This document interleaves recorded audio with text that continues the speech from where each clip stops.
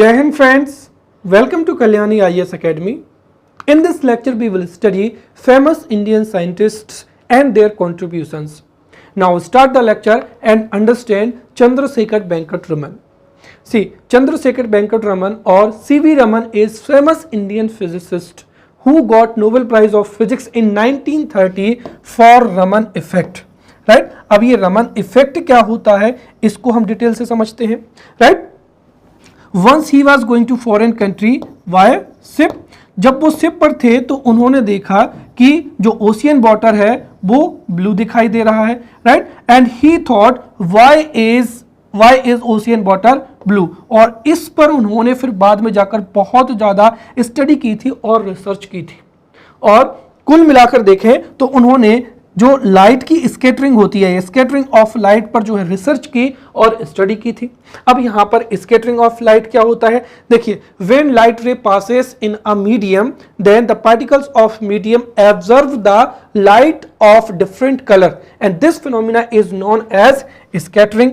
Right तो उन्होंने scattering of light पर जो है डिटेल स्टडी की थी और रिसर्च की थी और लेटर उन्होंने कंक्लूजन निकाला कि because of the scattering of light जो स्काई है वो ब्लू दिखाई देता है और चूंकि स्काई ब्लू दिखाई देता है देयरफॉर ओशियन वाटर भी कैसा दिखाई देता है, ब्लू दिखाई देता है.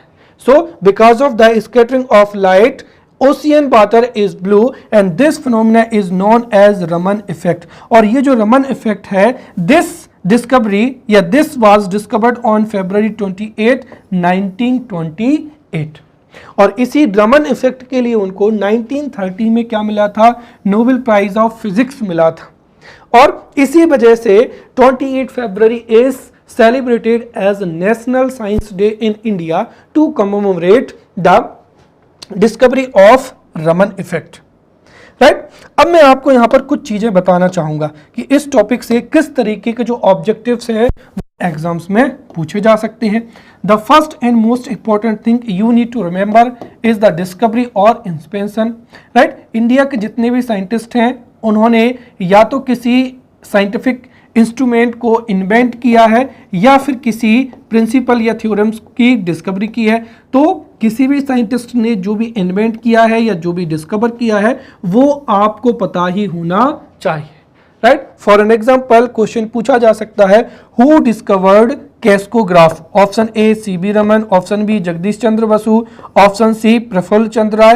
राइट सो आपको फिर क्लियरली पता होना चाहिए कि किसने रमन इफेक्ट की डिस्कवरी की है या किसने कैस्कोग्राफ को इन्वेंट किया है. तो पहली चीज साइंटिस्ट ने जो भी डिस्कवर किया है या जो भी इन्वेंट किया है that you need to remember. Second thing is that if scientist got famous prize for an example Nobel prize, Bharat Ratna, Bharat Vibhushan और any other international award then you need to also remember the famous prize. Right for an example जैसे अगर हम ये देखें कि अगर question पूछा जा सकता है कि which scientist got Bharat Ratna right for their excellent work in the field of science. Option A में मिल सकता है आपको प्रफुल्ल चंद्र राय, ऑप्शन बी में मिल सकता है बीरबल साहनी, ऑप्शन सी में सीबी रमन, ऑप्शन डी में और कोई साइंटिस्ट हो सकते हैं. फिर आपको क्लियरली पता होना चाहिए कि किस साइंटिस्ट को भारत रत्न दिया गया है और किस साइंटिस्ट को पद्म विभूषण और किसको पद्म भूषण दिया गया है. Right so second thing you need to remember prize, famous prize. Third यहां पर हो जाएगा राइट उनका birth place and date of the birth. Birth place and date of birth for an example पूछा जा सकता है कि where CB Raman was. Right कि सीबी रमन का जो बर्थ है वो कहां पर हुआ है. और फोर्थ जो है और कोई जो एनी अदर फैक्ट अगर इंपॉर्टेंट है तो वो फैक्ट्स आपको याद रखना है. तो इस तरीके से जितने भी साइंटिस्ट पढ़ेंगे उन साइंटिस्ट ने जितनी भी डिस्कवरी की है या जो भी इन्वेंट किया है उसको तो आपको याद रखना ही रखना है. Second thing you need to remember that is the Nobel prize और भारत रत्न और Bharat Vibhushan, then birth place and date of birth and any other facts. Clear. तो अब हम यहाँ पर सीबी रमन के बारे में जो उनका इंट्रोडक्शन है वो समझते हैं. तो देखिए जो सीबी रमन है, CB Raman was born on 7th November 1888 and he died on 21 November 1917. और he got the Nobel Prize of Physics in 1930. He got Bharat Ratna. Bharat Ratna is the biggest, or we can say that highest civilian award of India in 1954, right? And he got Lenin Peace Prize in 1957. तो CV Raman को 3 major जो है prices मिले थे, एक तो Nobel peace prize, Nobel prize of physics, then Bharat Ratna which is the highest civilian award of India, and Lenin peace prize हो जाएगा इन 1957. और जिस दिन उन्होंने रमन इफेक्ट को डिस्कवर किया था दैट इज February 28, और February 28 को ही नेशनल साइंस डे क्या किया जाता है, सेलिब्रेट किया जाता है. तो ये किसके बारे में हो जाएगा, यहाँ पर सीवी रमन के बारे में हो जाएगा. So CV Raman is famous Indian physicist and he discovered Raman effect on 28 February in 1928, और इसके लिए ही उनको 1930 में क्या मिला है, नोबेल प्राइज ऑफ फिजिक्स मिला है. साथ ही साथ उनके कंट्रीब्यूशन को देखते हुए उनको 1954 में भारत रत्न दिया गया था, 1957 में उनको लेनिन पीस प्राइज मिला है. साथ ही साथ अगर हम देखें so he was born on 7 November 1888 और 21 नवंबर को 1970 को उनकी डेथ हो गई थी. और 28 फरवरी को ही क्या मनाया जाता है, नेशनल साइंस डे मनाया जाता है, राइट. नाउ हरगोविंद खुराना. तो देखिए Hargobind Khorana is Indian origin famous molecular biologist, right. Actually he got birth in Rampur Punjab in 1922, but later he got the citizenship of USA और अमेरिका. इसीलिए हम यहाँ पर जो लिखा है वो क्या लिखा है, इंडियन अमेरिकन लिखा है, right. So Hargobind Khorana got birth in Rampur Punjab in 1922. Later he got the citizenship of USA. Therefore he was famous Indian American molecular biologist, right. और उन्होंने बायोलॉजी की फील्ड में स्टडी की थी और साथ ही साथ रिसर्च की थी. He was the first person to tell the role of nucleotides in protein synthesis. हमारी बॉडी में या हमारी जो बॉडी है वो सेल्स से मिलकर बनी हुई होती है और सेल्स की ग्रोथ के लिए प्रोटीन मोस्ट इंपॉर्टेंट होता है. और प्रोटीन का सिंथेसिस हमारी जो बॉडी है, बॉडी में या तो आरएनए के द्वारा किया जाता है या राइबोसोम के द्वारा किया जाता है. और जो आरएनए होता है, right, RNA is made up of nucleotides. तो कुल मिलाकर अगर हम देखें so he was the first scientist to demonstrate the role of nucleotides और RNA in protein synthesis, right. और ये उन्होंने जो है सबसे पहले बताया था. इसके साथ ही जो सेल होती है, सेल में न्यूक्लियस होता है, न्यूक्लियस में ही क्रोमेटिन होते हैं, क्रोमोसोम्स पाए जाते हैं, राइट. और साथ ही साथ जो है न्यूक्लियस होता है उसमें ही आनुवांशिक जो है मटेरियल या आनुवांशिक मटेरियल होता है. तो कुल मिलाकर जो न्यूक्लियस था उसका केमिकल कंपोजिशन क्या होता है, यह भी किसके द्वारा बताया गया, हरगोविंद खुराना के द्वारा बताया गया. साथ ही साथ he created compound nucleoprotein enzyme, और इन 3 की वजह से न्यूक्लियोप्रोटीन क्या हो जाएगा, एंजाइम हो जाएगा. साथ ही साथ चौथी सबसे बड़ी चीज अगर मैं आपको बताना चाहूं तो देखिए जो न्यूक्लियस होता है, सेल का जो न्यूक्लियस होता है, न्यूक्लियस में ही क्या पाया जाता है, क्रोमेटिन पाया जाता है. और क्रोमेटिन से ही क्या बनता है, क्रोमोसोम बनता है, राइट. और जो क्रोमोसोम्स होते हैं, क्रोमोसोम्स किससे मिलकर बने हुए होते हैं, तो क्रोमोसोम मिलकर बने हुए होते हैं डीएनए प्लस का हिस्टोन क्या हो जाएगा, प्रोटीन हो जाएगा. तो 40% डीएनए और 60% हिस्टोन प्रोटीन से मिलकर क्या बनते हैं, क्रोमोसोम बनते हैं, राइट. तो क्रोमोसोम मिलकर बने हुए होते हैं डीएनए से, और डीएनए की जो स्पेसिफिक यूनिट होती है उसको ही क्या कहा जाता है, जीन कहा जाता है, राइट. तो जो जीन होती है वो किसी भी लिविंग ऑर्गेनिज्म में एक स्पेसिफिक कैरेक्टरिस्टिक्स के लिए क्या होती है, रिस्पॉन्सिबल होती है. और ये पहले व्यक्ति थे जिन्होंने आर्टिफिशियल जीन को क्या किया था, सिंथेसिस किया था. और इसी की वजह से he got the Nobel prize, right, Nobel prize in 1968, right. तो इनकी ये 4 जो इन्वेंशन है ये आपको याद रखना है। जो इनको नोबेल प्राइज मिला था वो मिला था सिंथेसिस ऑफ आर्टिफिशियल जीन के लिए। Later he also got the award of Gardner foundation international award, then Louis foundation international award, then Padma Vibhushan, right. और पद्म विभूषण जो अवार्ड था ये इंडियन गवर्नमेंट ने दिया था। तो ये किसके बारे में हो जाएगा, यहाँ पर हरगोविंद खुराना के बारे में हो जाएगा। So Hargobind Khorana was Indian origin और Indian American molecular biologist, right. He was the first person to demonstrate the role of nucleotides in protein synthesis. इसके साथ ही उन्होंने जो न्यूक्लियस, लिविंग ऑर्गेनिज्म की जो न्यूक्लियस होता है उसके केमिकल कंपोजिशन के बारे में भी बताया था। He also created a compound known as nucleoprotein enzyme. साथ ही साथ उनकी जो सबसे महत्वपूर्ण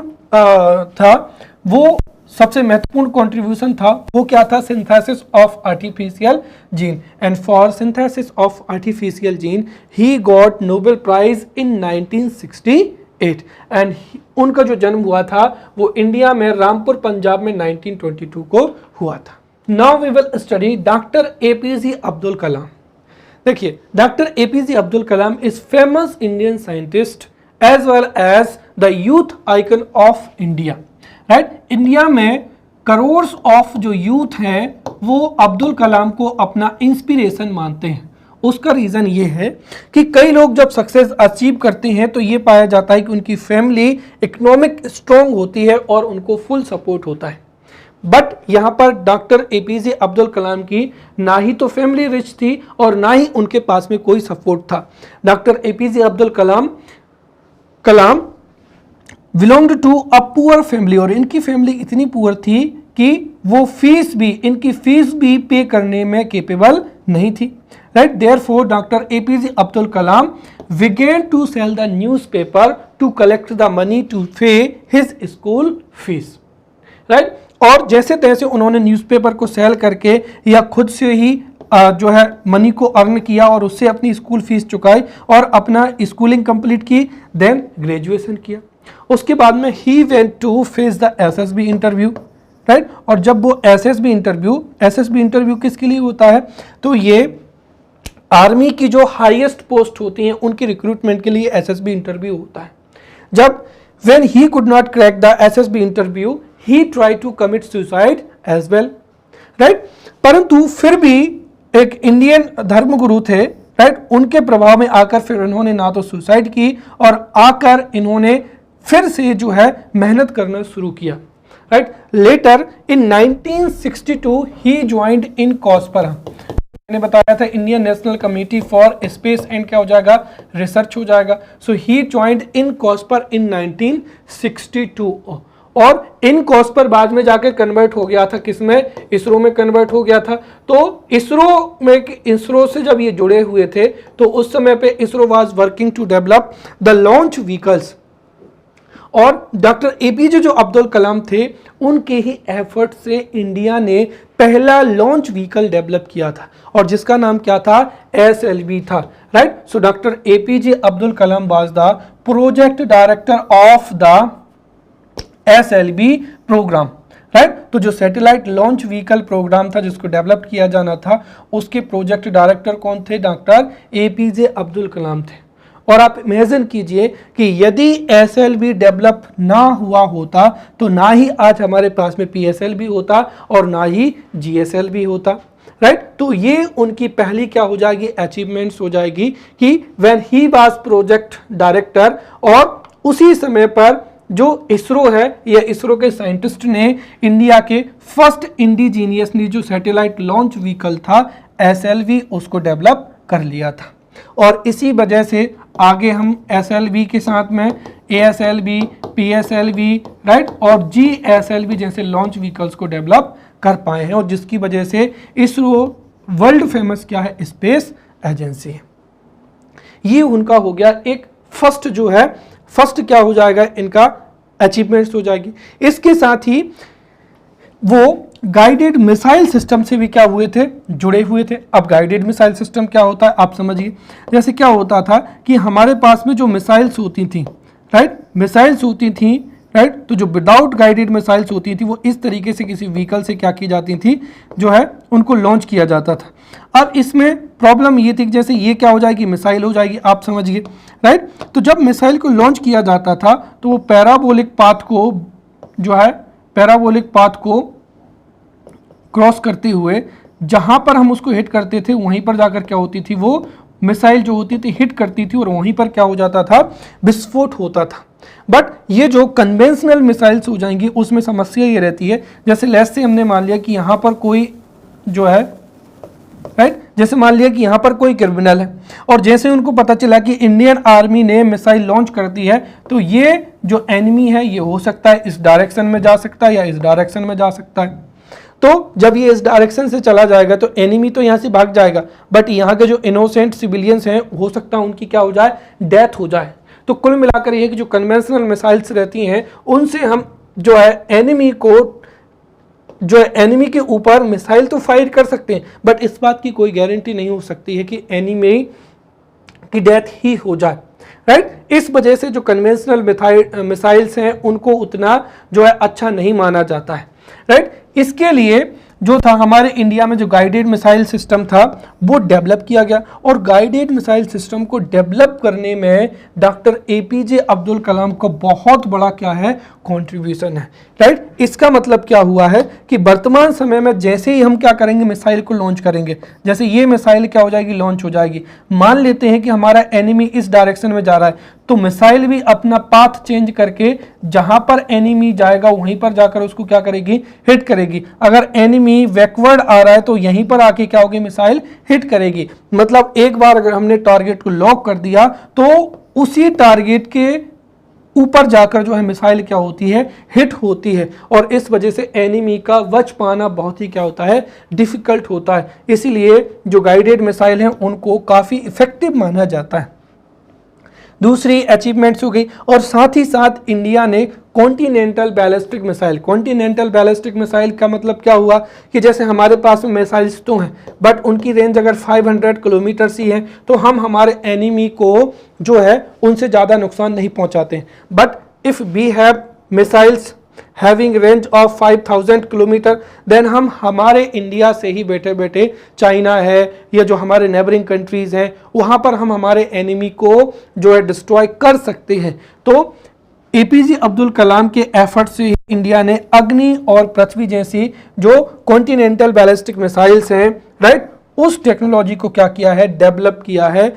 इस वजह से ही एक तो क्या हो जाएगा कि गाइडेड मिसाइल जो सिस्टम है वो एपीजे अब्दुल कलाम के द्वारा डेवलप किया गया है, साथ ही साथ अग्नि और पृथ्वी जैसी मिसाइल्स भी जो है डेवलप हुई हैं under the guidance of doctor APJ Abdul Kalam. Therefore he is known as missile man of India, right. और उनके साइंस में कंट्रीब्यूशन को देखते हुए उनको भारत रत्न अवार्ड दिया गया है, पद्म विभूषण दिया गया है, वीर सावरकर अवार्ड दिया गया है और पद्म भूषण अवार्ड दिया गया है, राइट। इसके साथ ही उनके ऊपर एक फिल्म भी बनी है जिसका नाम क्या था, अ लिटिल ड्रीम। जो अ लिटिल ड्रीम मूवी है ये उनकी बायोग्राफी पर जो है एक मूवी बनाई गई है। साथ ही साथ when he was elected as president of India, तो प्रेसिडेंट होते हुए भी बहुत ही हम्बल थे, राइट। वो यूनिवर्सिटीज जाते थे जहां पर साइंस के लेक्चर्स वो देते थे, साथ ही साथ हमारे देश के हर एक व्यक्ति को बड़े ही पोलाइटली वो बिहेव करते थे, इसीलिए उनको पीपल्स प्रेसिडेंट माना जाता है, राइट। तो वो इंडिया के 11th प्रेसिडेंट भी थे, फेमस साइंटिस्ट भी थे, उसके बावजूद बहुत ही हम्बल थे, इसीलिए उनको पीपल्स प्रेसिडेंट ऑफ इंडिया भी माना जाता है। साथ ही साथ उन्होंने कई बुक्स भी लिखी हैं जो कि इंस्पिरेशन से भरपूर है, जैसे टर्निंग पॉइंट हो जाएंगे, गाइडिंग सोल्स हो जाएंगे, विंग्स ऑफ फायर हो जाएंगे और इग्नाइटेड माइंड्स हो जाएंगे। इग्नाइटेड माइंड्स तो जो है बहुत ही फेमस बुक है, राइट, और ये एक मोटिवेशनल बुक है। तो ये किसके बारे में हो जाएगा, डॉक्टर एपीजे अब्दुल कलाम के बारे में हो जाएगा, जिसको मिसाइल मैन भी कहा जाता है। तो doctor APJ Abdul Kalam missile man of India या भारत के पीपल्स प्रेसिडेंट के रूप में जाने जाते थे और उन्होंने जो है इसरो को या इनकॉस्पर को 1962 में ज्वाइन किया था। फिर इनकी 3 मेजर अचीवमेंट्स हो जाएंगी, right. When he was project director, उसी समय पर इसरो ने SLV को डेवलप किया था। साथ ही साथ उनके गाइडेंस में ही गाइडेड मिसाइल सिस्टम डेवलप हुआ है। आल्सो पृथ्वी एंड अग्नि जैसी जो मिसाइल्स थी वो इनके ही गाइडेंस में क्या हुई हैं, डेवलप हुई हैं। क्लियर। और फिर वो हमारे देश के 11 प्रेसिडेंट भी रह चुके हैं।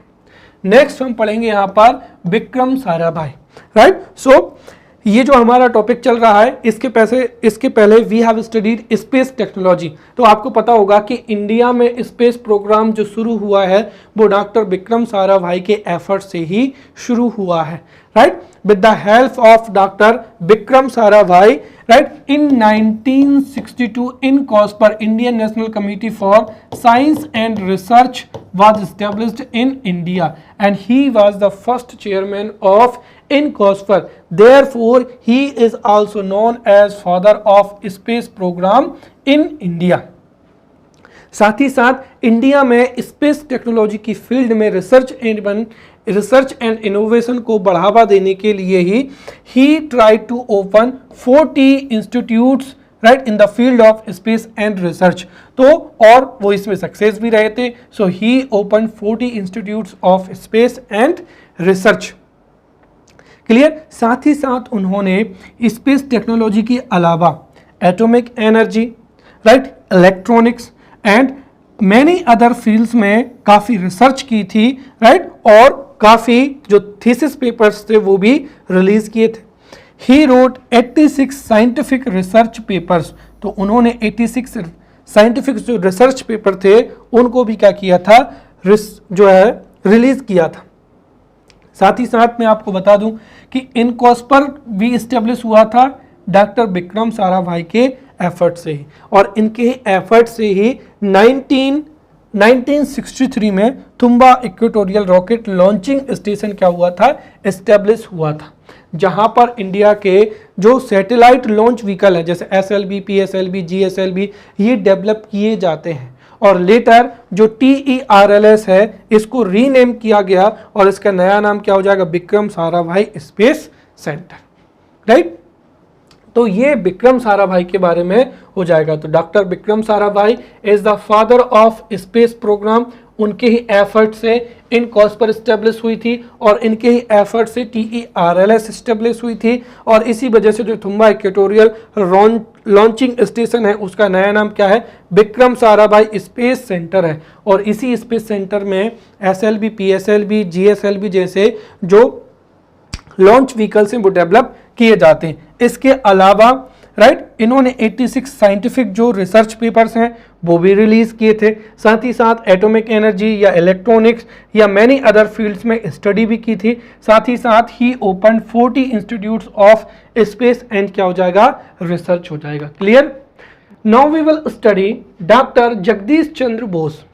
डॉक्टर जगदीश चंद्र बोस, और इनको कहीं कहीं पर बसु के नाम से भी जाना जाता है। तो जगदीश चंद्र बसु या जगदीश चंद्र बोस ये दोनों ही नाम अलग अलग बुक्स में देखने को मिलते हैं, इसलिए जो है don't be confuse, doctor Jagdish Chandra Bose या डॉक्टर जगदीश चंद्र बसु, ठीक है।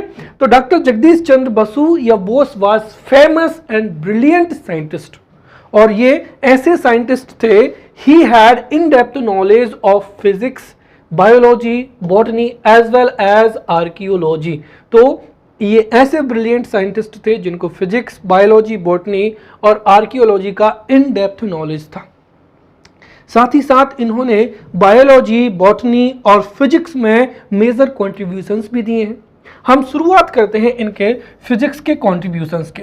तो देखिए, अर्लियर एक प्लेस से दूसरे प्लेस तक जो डाटा था, डाटा को सिग्नल के माध्यम से, वायर के माध्यम से भेजा जाता था, राइट। कुल मिलाकर डाटा और सिग्नल में be transmitted from one place to another place through wire, but he was the first scientist जिन्होंने बताया कि without wire the communication is possible. So he was the first person to tell the wireless communication. जैसे वर्तमान समय में है, हम mobile का यूज करके एक जगह से दूसरी जगह तक डाटा या सिग्नल को ट्रांसमिट कर सकते हैं। तो mobile is working on wireless communication, और इसी वायरलेस कम्युनिकेशन के बारे में सबसे पहले किसने बताया था? जगदीश चंद्र बोस या बसु ने बताया था। और उन्होंने ही बताया था कि हमारे एटमॉस्फेयर में रेडियो वेव्स होती हैं और क्या होती हैं? माइक्रोवेव्स होती हैं। साथ ही साथ जो सेमीकंडक्टर डिवाइसेस हैं, राइट, सेमीकंडक्टर डिवाइसेस के माध्यम से हम डाटा को या सिग्नल को एक प्लेस से दूसरे प्लेस तक जो है भेज सकते हैं, और वो भी without wire, right. So he was, right, he made remarkable progress in sending wireless signals and was first to use semiconductors to use radio messages, right. तो इस तरीके से उन्होंने सेमीकंडक्टर्स का यूज करते हुए रेडियो मैसेज को विदाउट वायर एक जगह से दूसरी जगह तक क्या किया? ट्रांसमिट किया। साथ ही साथ उन्होंने रेडियो मैसेज को, राइट, ट्रांसमिट करने के लिए और कैप्चर करने के लिए सेमीकंडक्टर्स जो डिवाइसेस था, सेमीकंडक्टर्स का यूज करना स्टार्ट किया था। साथ ही साथ उन्होंने रेडियो वेव्स एंड माइक्रोवेव्स पर इन डेप्थ स्टडी भी की थी। एक तरीके से अगर हम देखें तो जो रेडियो वेव्स थे उन पर जो है स्टडी सबसे पहले जगदीश चंद्र बोस या बसु ने ही की थी, बट इनकी जगह पर मार्कोनी को क्या मिला था? नोबेल प्राइज मिला था, right. Markovnikov, right, in 1909 Marconi received the Nobel Prize in Physics for the invention of radio, right। तो रेडियो के इन्वेंशन के लिए मार्कोनी को जो है नोबेल प्राइज मिला था, जो कि मिलना चाहिए था किसको? डॉक्टर जगदीश चंद्र बसु को, क्योंकि इन्होंने ही रेडियो वेव्स पर इन डेप्थ स्टडी की थी, और इसीलिए इनको रेडियो साइंस का क्या माना जाता है? फादर माना जाता है। एंड साथ ही साथ he is the first scientist of India who got patent in USA, right. तो जिनको यूएसए में क्या मिला था? पेटेंट मिला था। तो ये सारी की सारी जो कंट्रीब्यूशन हो जाएगा ये फिजिक्स में हो जाएगा। अब हम बात करते हैं बायोलॉजी और बॉटनी की, राइट। तो जैसे जो लिविंग ऑर्गेनिज्म होते हैं या एनिमल्स होते हैं, जैसे एनिमल्स इन्वायरमेंट से इंटरेक्ट करते हैं, वैसे ही जो प्लांट्स होते हैं वो भी इंटरेक्ट करते हैं, और इन्होंने भी प्लांट्स के जो रिस्पॉन्स था उसको कैप्चर करने के लिए एक इंस्ट्रूमेंट है जिसका नाम क्या हो जाएगा? कैस्कोग्राफ हो जाएगा। तो इन्होंने कैस्कोग्राफ को क्या किया था? इन्वेंट किया था। He invented the crescograph in botany, right, और जिससे प्लांट्स को स्टडी किया जा सके और उनके जो रिस्पॉन्स है उसको भी किया जा सके। क्लियर। साथ ही साथ he belonged to West Bengal, right. तो उन्होंने जो बंगाली साइंस फिक्शन लिटरेचर है उसको लिखना भी क्या किया था? स्टार्ट किया था। So he is also called the father of Bengali क्या हो जाएगा? साइंस फिक्शन क्या हो जाएगा? लिटरेचर हो जाएगा, राइट। तो ये इतना जो है पूरा का पूरा किसके बारे में हो जाएगा? डॉक्टर जगदीश चंद्र बोस, और साथ ही साथ इनको ही सर बोस के नाम से भी जो है जाना जाता है। क्लियर। तो ये इतनी डिटेल किसके बारे में हो जाएगी? डॉक्टर जगदीश चंद्र बसु। तो डॉक्टर जगदीश चंद्र बसु या बोस फेमस और ब्रिलियंट साइंटिस्ट थे जिनको इन depth knowledge physics, biology, botany और आर्कियोलॉजी का था। फिजिक्स में इन्होंने रेडियो वेव्स और माइक्रोवेव्स पर स्टडी की थी, साथ ही साथ रेडियो वेव्स पर बहुत ही डीप स्टडी की थी। Therefore he is known as father of radio science. साथ ही साथ उन्होंने एक जगह से दूसरी जगह तक रेडियो मैसेजेस को भेजने के लिए सेमीकंडक्टर्स का यूज करना शुरू किया था। साथ ही साथ रेडियो मैसेज को कैप्चर करने के लिए भी जो सेमीकंडक्टर्स हैं उनका यूज किया था, राइट। साथ ही साथ he was the first to get US patent, right. इन्हें यूएसए में पेटेंट मिला था। और अगर हम बॉटनी की बात करते हैं तो प्लांट्स के रिस्पॉन्स को कैप्चर करने के लिए ही इन्वेंटेड कैस्कोग्राफ, राइट। तो इन्होंने कैस्कोग्राफ को इन्वेंट किया था। साथ ही साथ जो बंगाली साइंस फिक्शन लिटरेचर है उसके भी फादर कौन माने जाते हैं? डॉक्टर जगदीश चंद्र बोस या बसु ही माने जाते हैं, राइट। नेक्स्ट हो जाएगा यहाँ पर सत्येंद्र नाथ बोस हो जाएगा। तो डॉक्टर सत्येंद्र नाथ बोस भी इंडिया के बहुत ही फेमस क्या है?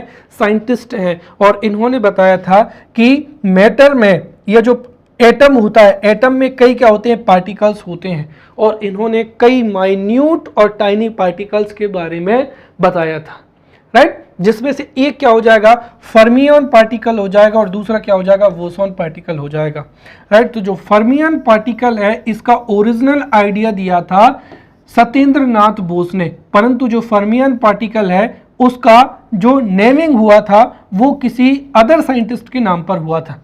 बट इन्होंने ही बताया था कि एटम में एक ऐसा पार्टिकल होता है जो कि वे मास के लिए क्या होता है, रिस्पॉन्सिबल होता है, राइट। और इन्होंने ही जो बोसान पार्टिकल है उसका ओरिजिनल आइडिया दिया था। फिर आपको पता होगा कि European centre for nuclear research सर्न में लार्ज हेड्रॉन कोलाइडर से जब इन्वेंट किया गया तो बाद में पता चला कि एक ऐसा पार्टिकल होता है जिसकी वजह से मास होता है और उसको क्या कहते हैं, गॉड पार्टिकल कहते हैं। और जो गॉड पार्टिकल है उसका नाम क्या है, हिग्स बोसान है। तो जो हिग्स बोसान है इसमें जो हिग्स है वो पीटर हिग्स से लिया गया है और जो बोसान है दैट इज द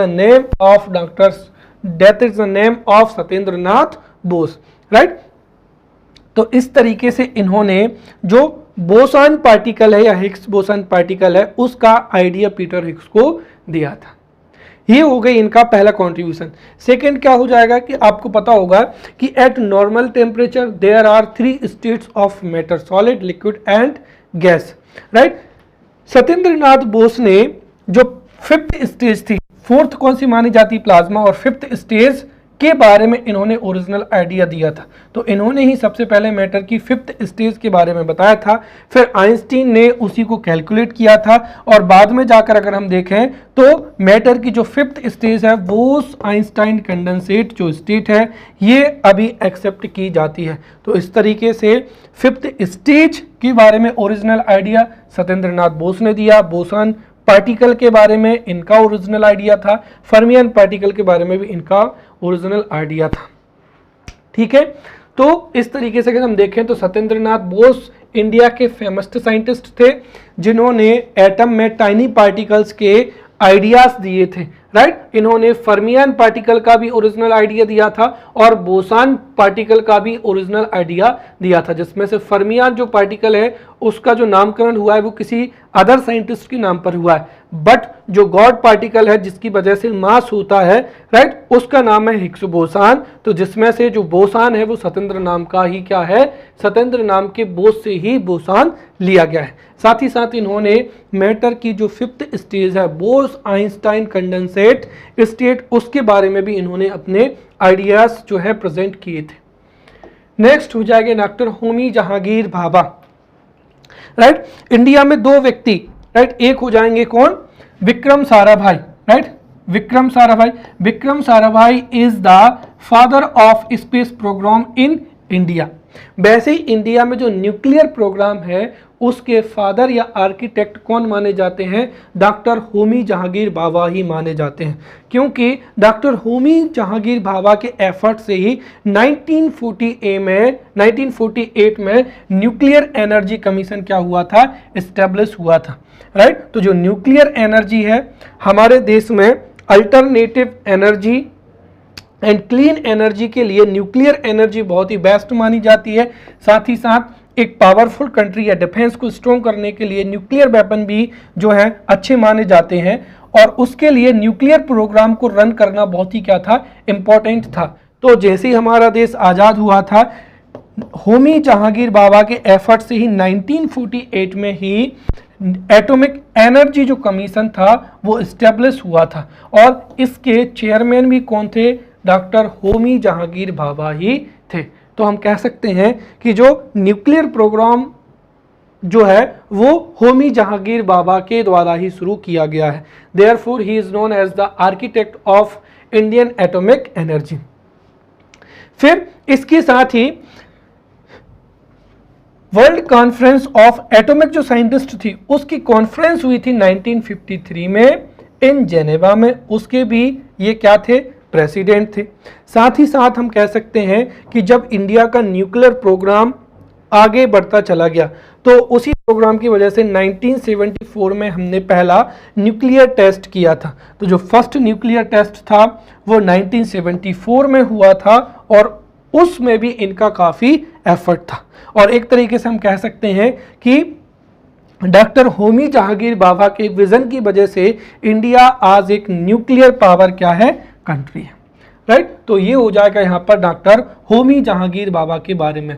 तो डॉक्टर होमी जहांगीर बाबा इंडियन एटॉमिक एनर्जी प्रोग्राम की क्या है, आर्किटेक्ट हैं या फादर माने जाते हैं।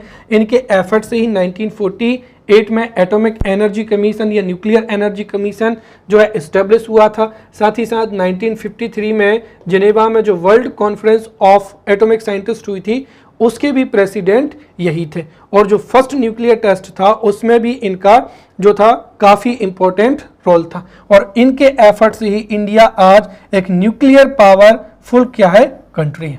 क्लियर। नेक्स्ट हो जाएगा डॉक्टर शांति स्वरूप भटनागर, राइट।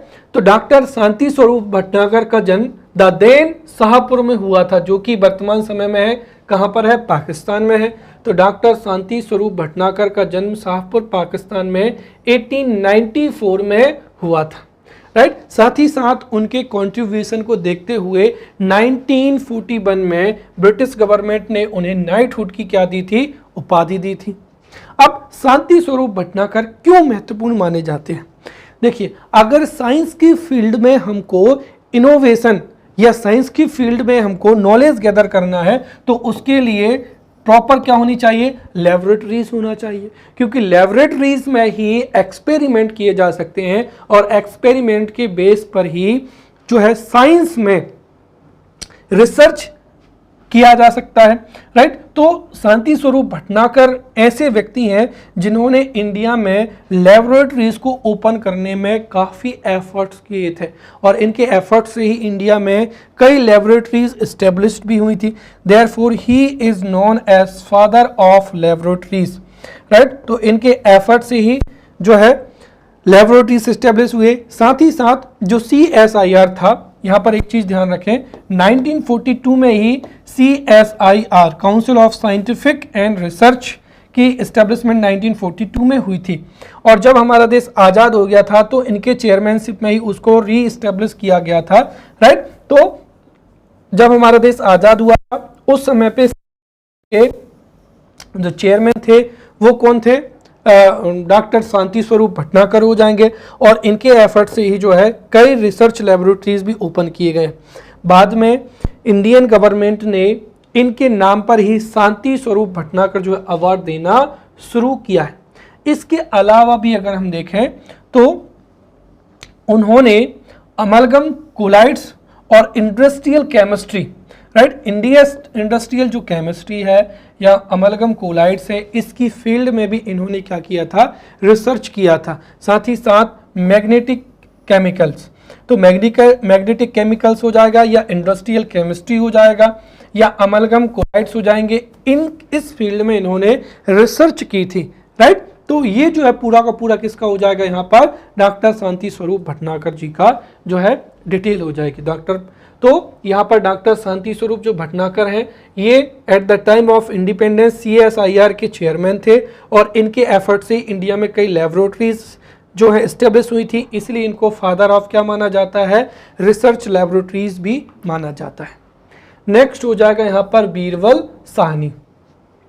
तो बीरबल साहनी भी इंडिया के ऐसे साइंटिस्ट हैं जिनका जन्म 1891 में हुआ था और कहाँ पर, शाहपुर पाकिस्तान में हुआ था, राइट। और इन्होंने रेडियो एक्टिविटी की फील्ड में क्या की थी, रिसर्च की थी। और he worked on radio activity with Arnos क्या हो जाएगा, रदरफोर्ड हो जाएगा।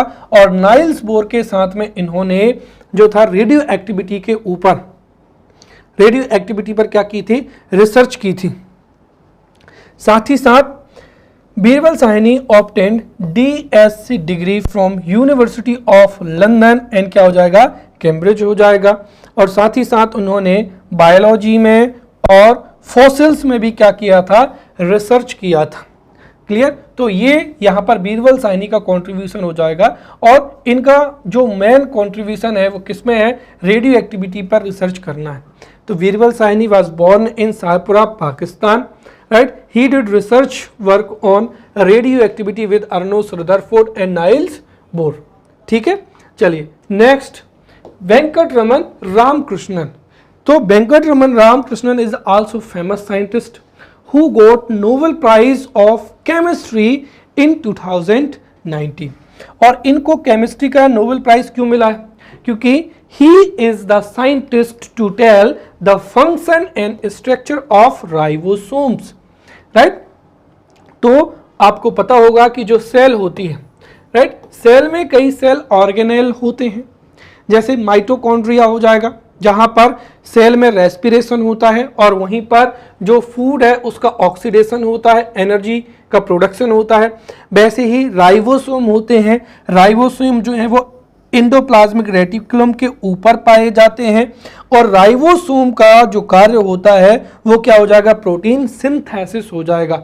तो सेल में प्रोटीन सिंथेसिस किया जाता है राइबोसोम के द्वारा। और राइबोसोम के फंक्शन के बारे में और उनके स्ट्रक्चर के बारे में किसने बताया था? रामकृष्णन ने बताया था। Therefore he got Nobel prize of chemistry in 2009। तो वेरी सिंपल, दो ही चीजें याद रखनी है। Venkataraman Ramakrishnan, born in Chidambaram district, Tamil Nadu, he got the Nobel Prize of 2009 in chemistry. Why? Because he was the scientist to tell the function and structure of ribosomes, right, which produces proteins in the cell. Next हो जाएगा Subramaniam Chandrasekhar. So Subramaniam Chandrasekhar is also Indian origin famous scientist of the world. He was born in India but later he got the citizenship of USA and he studied the life cycle of star. Life cycle of क्या हो जाएगा? Star हो जाएगा। अगर हम देखें तो शुरुआत में अगर मैं आपको यहां पर इन शॉर्ट में बताना चाहूं तो देखिए, जब स्टार का बर्थ होता है या अगर हम देखें तो शुरुआत में क्या होता है कि जो हाइड्रोजन के क्लाउड्स होते हैं, हाइड्रोजन के क्लाउड्स बिकॉज ऑफ ग्रेविटी क्या होते हैं? कंसंट्रेट होते हैं। और जब ये कंसंट्रेशन बहुत ज़्यादा हो जाता है तो इस क्लाउड के कोर में न्यूक्लियर फ्यूजन क्या हो जाता है? स्टार्ट हो जाता है। और न्यूक्लियर फ्यूजन की वजह से यह क्या करता है? यह जो है जब कोर में जो है न्यूक्लियर फ्यूजन स्टार्ट हो जाता है तो ये जो स्टार है ये लाइट और एनर्जी को एमिट करने लगता है और इसको क्या कहते हैं? यूथ स्टेज कहते हैं। बट होता क्या है कि जो कोर रहता है, कोर में तो यहाँ पर कोर में स्टार की कोर में क्या रहता है कि हाइड्रोजन बहुत ही फास्ट हीलियम में कन्वर्ट होती जाती है। बट जो न्यूक्लियर फ्यूजन की रिएक्शन है वो इसकी आउटर लेयर में क्या होती है? स्लो होती है। और इस वजह से बैलेंस करने के लिए ये स्टार क्या होता है?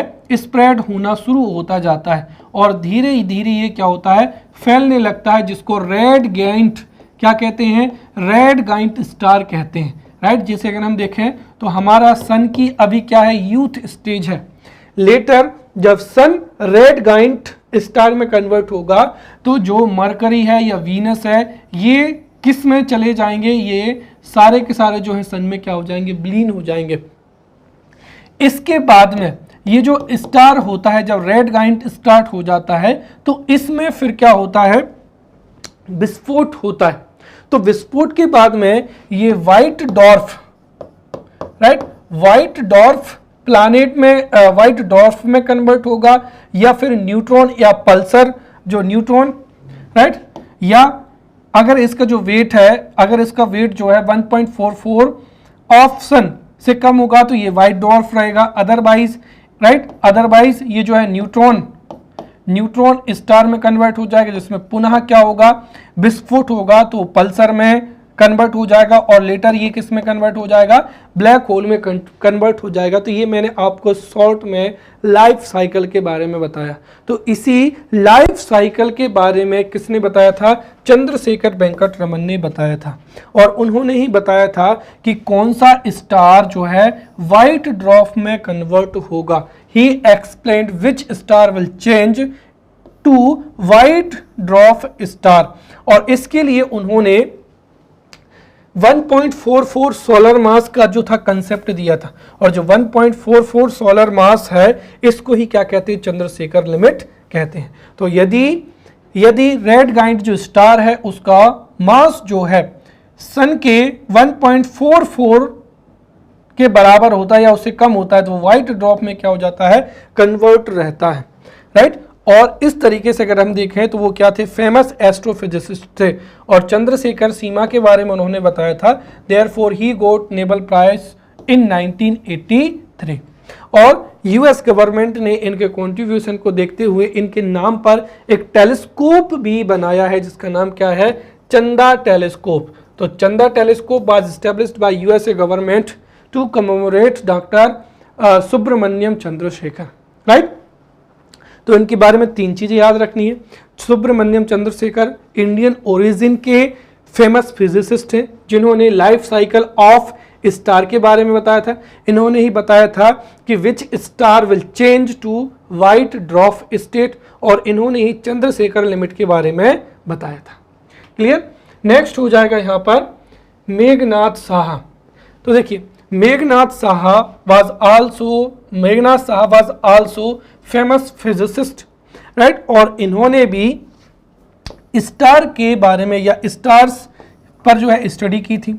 ही explained the physical and chemical state of star. मैंने आपको बताया था कि स्टार्स में न्यूक्लियर फ्यूजन होता है, राइट। और न्यूक्लियर फ्यूजन के साथ साथ ही कई फिजिकल एवं केमिकल चेंजेस भी होते हैं, राइट।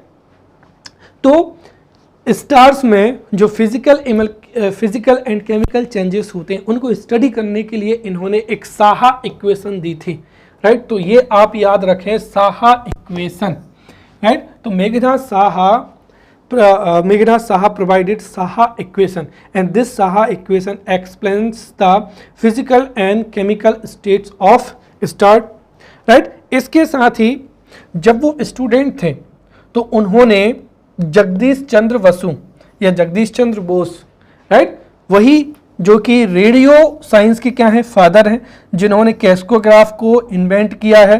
साथ ही साथ बंगाली जो साइंस फिक्शन लिटरेचर है उसके फादर माने जाते हैं।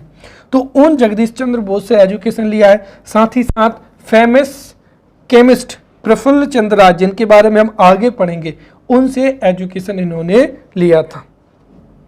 साथ ही साथ he was the president of Indian science Congress of 1934। तो जो 1934 में इंडियन साइंस कांग्रेस था उसके ये प्रेसिडेंट भी रह चुके हैं। क्लियर।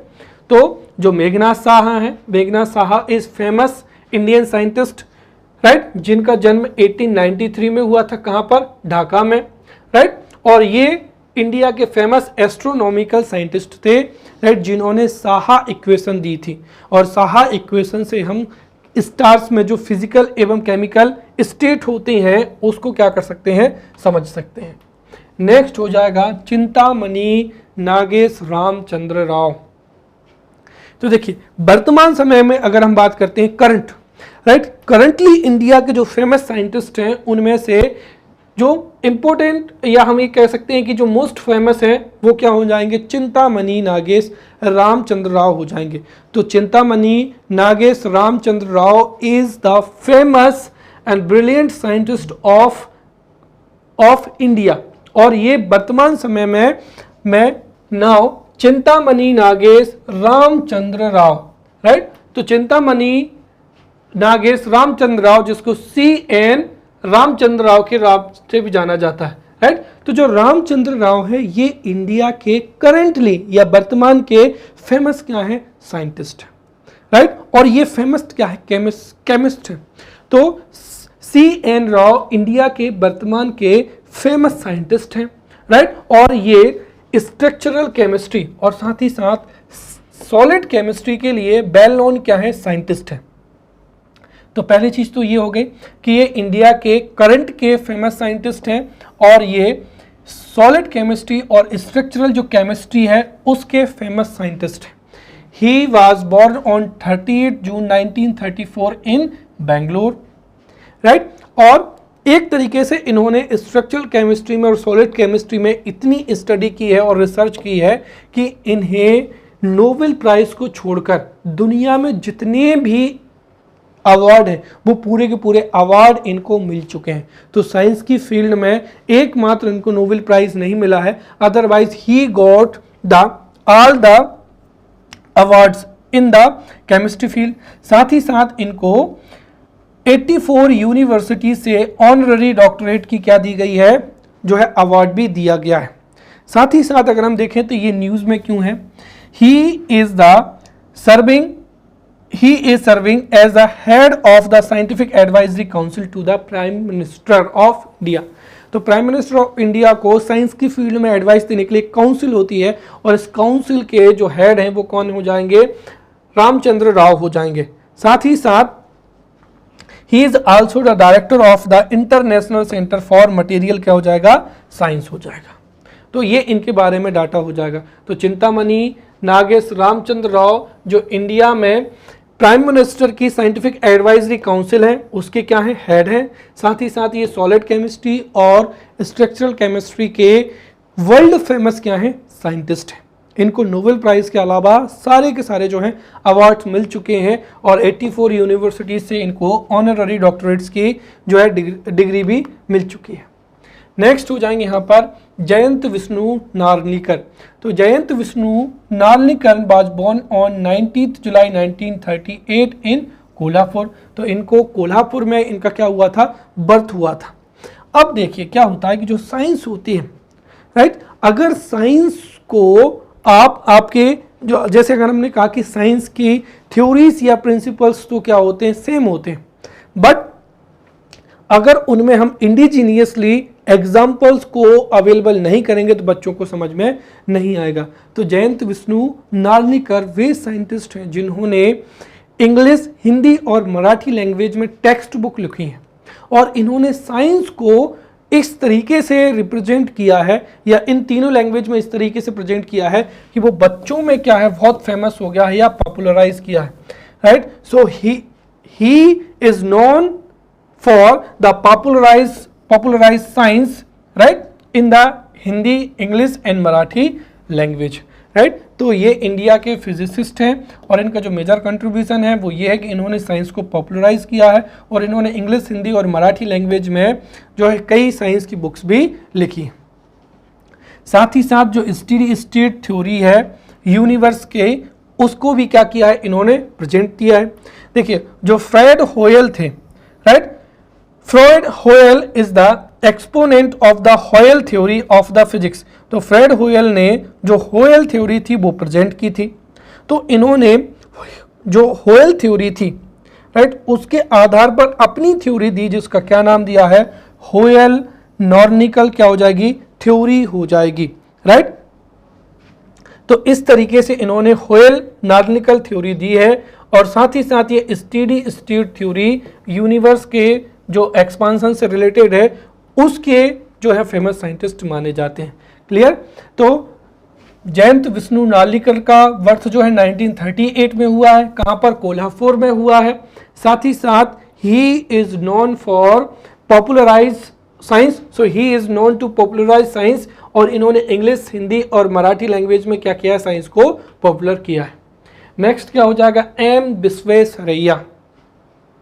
अब देखिए एम विश्वेश्वरैया हमारे इंडिया के फर्स्ट इंजीनियर थे, देयरफॉर इनके बर्थ को ही इंजीनियर डे के रूप में मनाया जाता है। कब मनाया जाता है, 15 सितंबर को इनका बर्थ जो है इंजीनियर्स डे के रोड पर मनाया जाता है। साथ ही साथ ये पहले व्यक्ति थे जिन्होंने बताया था कि इंडिया में इकोनॉमिक डेवलपमेंट प्लानिंग के थ्रू होना चाहिए। अगर इनका इंट्रोडक्शन देखें तो ये मैसूर के क्या थे, दीवान थे, right. M Visvesvaraya was Indian scholar, politician and Dewan of Mysore, right. तो ये मैसूर के क्या थे, दीवान थे।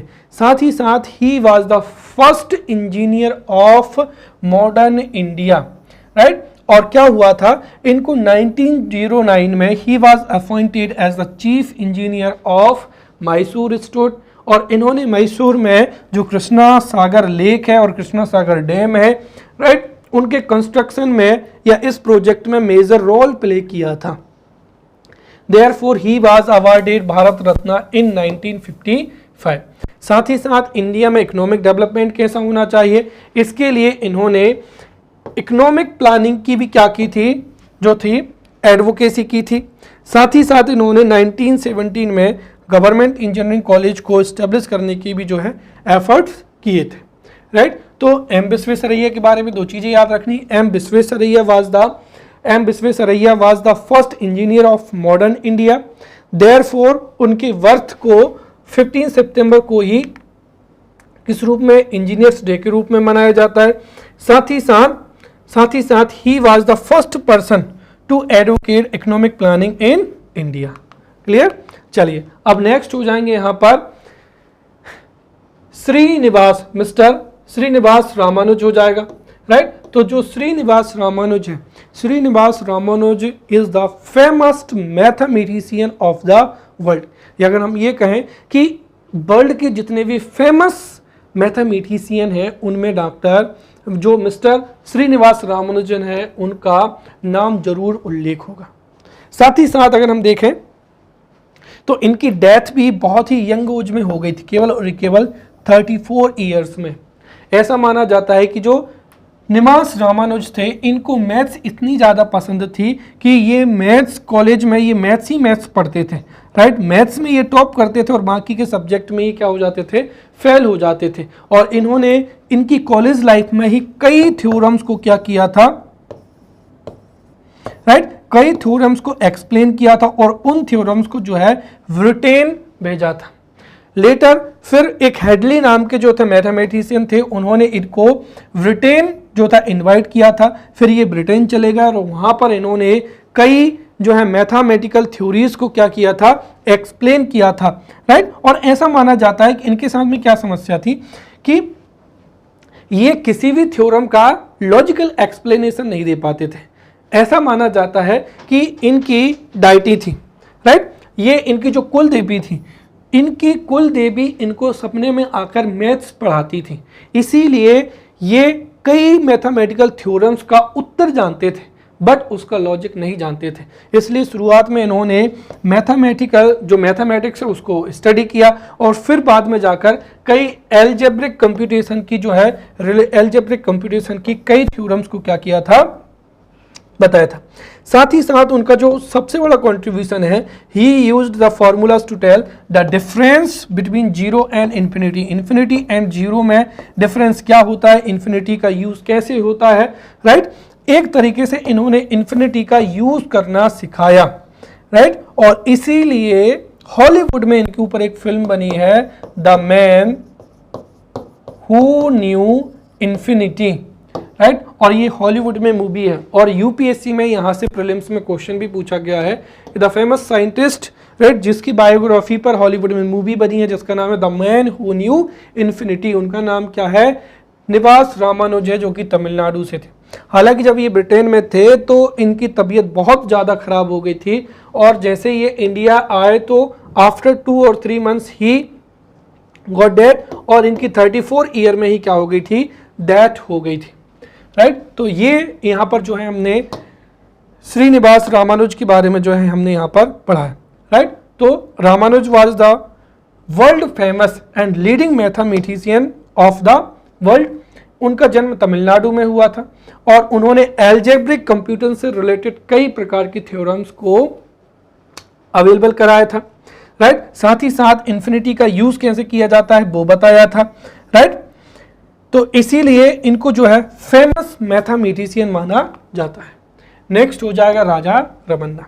मैंने आपको बताया था कि इंडिया में न्यूक्लियर प्रोग्राम को स्टार्ट करने का जो किया गया था वो होमी जहांगीर बाबा के एफर्ट से हुआ था। Therefore doctor Homi Jehangir Bhabha is known as father of nuclear programme और architect of nuclear programme in India. But जैसे ही डॉक्टर होमी जहांगीर बाबा की डेथ हुई थी उसके बाद में इंडिया में जो न्यूक्लियर प्रोग्राम था उसको लीड किसने किया था, राजा रमन्ना ने किया था। तो राजा रमन्ना जो थे इनका जन्म हुआ था कर्नाटका में और ये इंडिया के न्यूक्लियर क्या है, साइंटिस्ट हैं। जब होमी जहांगीर बाबा की डेथ हो गई थी तो इन्होंने ही इंडिया के न्यूक्लियर प्रोग्राम को लीड किया था।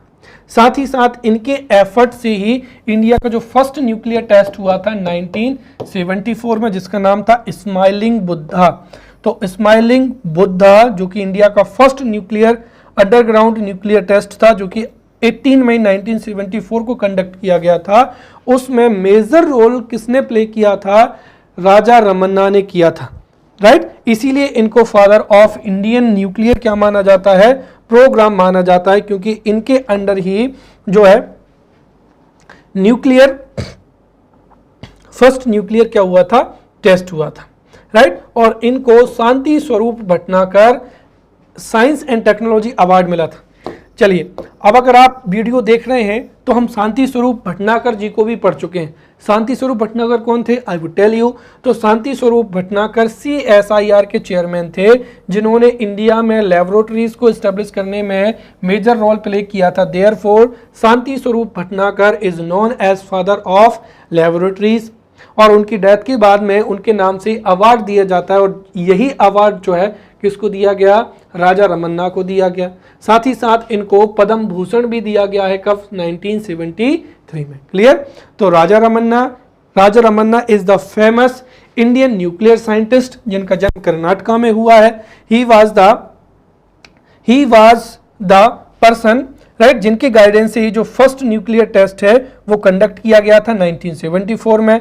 देयरफॉर इंडियन जो न्यूक्लियर प्रोग्राम है उसके फादर माने जाते हैं ये, राइट। इनको पद्म भूषण 1973 में ही मिला है, और शांति स्वरूप भटनागर अवार्ड भी इनको मिल चुका है। और ये फर्स्ट न्यूक्लियर टेस्ट जो कि 1974 में हुआ था, जिसका नाम था स्माइलिंग बुद्धा, इसके भी ये आर्किटेक्ट थे। नाउ प्रफुल्ल चंद्र राय।